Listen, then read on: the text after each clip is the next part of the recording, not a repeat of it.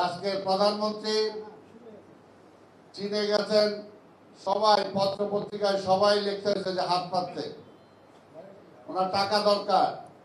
কি কারণে টাকা দরকার? দেশের ব্যাংকগুলো খালি হয়ে গেছে।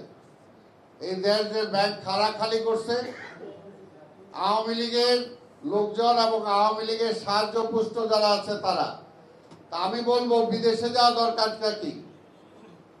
বিদেশে যাওয়ার দরকারটা কি? আপনার বেনজির মার্কা যারা আছে আপনাদের এবং আপনার দলে, এই ক্যাসিনো বাণিজ্যের সময় আমরা দেখছি ঢাকা শহরে, এখানে আপনার ঢাকা শহরের লোক, ঢাকা শহরে দেখছেন না যে সিন্দুক খুলে কিরকম টাকা পাওয়া গেছে? কি দেখছেন কিনা?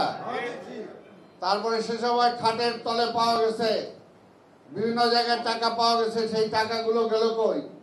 সেগুলো তো আওয়ামী লীগের কাছে আছে। এই যে ব্যাংক জেলে লুট করছে, আপনাদের অনেক এমপির নামে প্রশ্ন আসছে যে তাদের কাছে। আপনার এর আগে এক মন্ত্রী ছিল, প্রধানমন্ত্রীর ব্যয়, তার এপিএস ছিল নাকি, তার কাছে কতশো কোটি টাকা তাকে পাওয়া গেছে। তো সেই টাকাগুলো যদি আপনি ব্যাংকে ফেরত দেন তাহলে তো আর বিদেশ থেকে টাকা চাওয়া লাগে না। কথা ঠিক কিনা? টাকা চাওয়া লাগে না, ঋণ নেওয়া লাগে না। আপনার ঋণ নিয়ে টাকা আনবেন আর ওই টাকাটা ভাগাভাগি করে নিজেরা নিয়ে যাবেন, আবার বলবেন যে টাকা নাই, তাহলে এটা তো হয় না। কাজে নিজেদের ওই সমস্ত টাকাগুলো তাদের থেকে আদায় করেন। ঋণ খেলাপি যারা আছে তাদের থেকে টাকাগুলো আদায় করেন। এখানে সবাই বলে কোটিপতি, আর আমি বলি ওটিপতি। সবাই ব্যাংক থেকে টাকা নেয়, ব্যাংক থেকে টাকা নেই, ব্যাংকের টাকার কোনোদিন ফেরত দেওয়া লাগে না।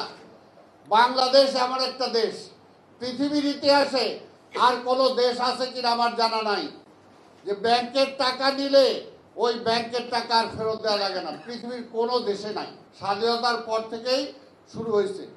স্বাধীনতার পর থেকে ওই পাকিস্তানিদের জায়গাও খাইছে, ব্যবসা খাইছে, ঠিক তেমনি আপনাদের হিন্দুদের জায়গা জমিও তারা খাইছে। এটা তো পরিষ্কার, আমরা যেটা জানি। তাই আজকের এই লুটেরাদের বিরুদ্ধে আমাদেরকে ঐক্যবদ্ধ হইতে হবে। ভাই, আপনার সন্তান, আপনার ভবিষ্যৎ, আপনার নিজেরা যদি ভালোভাবে থাকতে চান, বললাম তো, নিজের দেশ, নিজের অধিকার যতটুকু আছে, যতটুকু আপনি দাবি করতে পারবেন, অন্য জায়গায় যায় কিন্তু সেই দাবিটা করতে পারবেন না।